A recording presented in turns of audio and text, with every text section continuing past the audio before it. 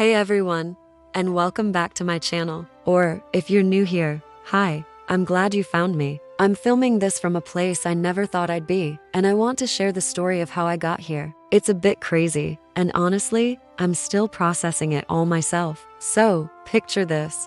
I just finished my final exams for the semester. I was completely drained but so excited to go home. You know that feeling, right? No more late night study sessions.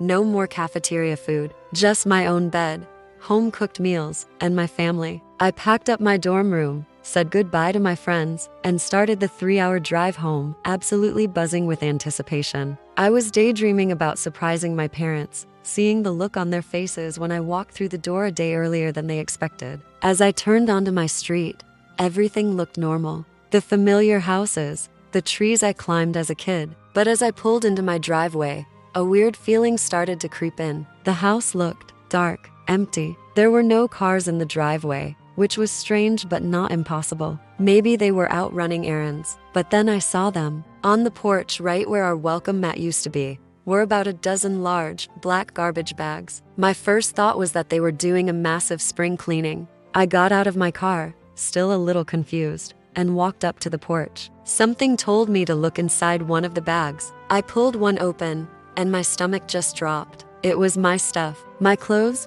my books, my high school yearbooks, my favorite posters. Everything from my bedroom was just stuffed into these trash bags. I stood there for what felt like an eternity, completely frozen. This had to be a joke, right? A really, really cruel prank. I fumbled for my phone and called my mom. It went straight to voicemail. "Hi, you've reached Sarah. Leave a message." The automated voice felt like a slap in the face. I called my dad. Same thing. Straight to voicemail. I called my sister. Voicemail. Panic started to set in, real gut-wrenching panic. I tried texting them. "Where are you guys? Why is all my stuff on the porch?" This isn't funny. The messages delivered, but no one replied. I ran to the front door and tried my key. It didn't work. They had changed the locks. I banged on the door, yelling their names, even though I knew no one was inside. The silence was deafening. I peered through the living room window, and what I saw confirmed my worst fears. The house was completely empty. No furniture, no pictures on the walls, no rugs. It was a hollow shell. They were gone. My family had moved out, and they hadn't told me. They had just packed up my entire life and left it on the porch like garbage. The next few hours are a blur. I remember sinking down onto the porch steps, surrounded by these bags of my life, and just crying. I felt so lost, so betrayed. Why would they do this? Why wouldn't they tell me? Was I such a burden that they literally threw me away? A million questions raced through my mind, and each one hurt more than the last. I tried calling my extended family, my aunt, my uncle. My aunt finally picked up. When I told her what happened, there was this long, awkward silence on the other end of the line. She just said, "Oh honey, I didn't know they hadn't told you." That was it. That was the moment I knew this wasn't a mistake. It was intentional. My aunt explained that my parents had been planning to move for a while. They sold the house and were relocating to a different state for my dad's job. A smaller place, she said. They decided it would be easier for me to just stay near college and start my own life. Easier? Easier for who? For them? They couldn't even face me to tell me. They couldn't even give me the respect of a conversation. They just disappeared. I spent that night at a friend's house. My friend, bless her heart, dropped everything to come get me. She and her parents let me stay in their guest room, no questions asked. I've never been more grateful for friendship in my entire life. We spent the next day going through the garbage bags, sorting through my belongings. It was humiliating. Some of my things were broken. My clothes were wrinkled beyond belief, and sentimental items were just tossed in with everything else. It felt like they weren't just getting rid of my stuff, they were getting rid of me. The legal and financial side of things has been a nightmare.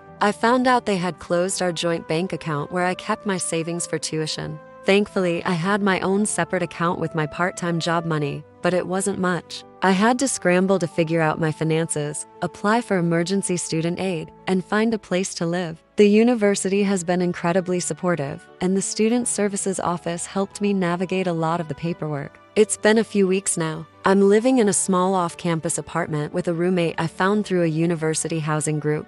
I am working 2 part-time jobs to make ends meet and taking summer classes to stay on track with my degree. It's hard. It's really, really hard. Some days I wake up and I'm just angry. Other days, I'm just incredibly sad. I haven't heard from my parents or my sister directly. My dad sent me a single text message a week after I found out. It just said, "We thought this was for the best. We've sent some money to your aunt for you." I haven't touched it. It feels like blood money. This whole experience has forced me to grow up faster than I ever thought I would. It's taught me about resilience, about the true meaning of friendship, and about my own strength. I've learned that family isn't always about blood. It's about the people who show up for you, the people who support you when you're at your lowest. My friends, they're families. My professors, they have become my family. I wanted to share this story, not for pity, but to maybe help someone else who feels lost or abandoned. Life can throw the most insane curveballs at you. It can knock you down in ways you never see coming, but you can get back up. You are stronger than you think.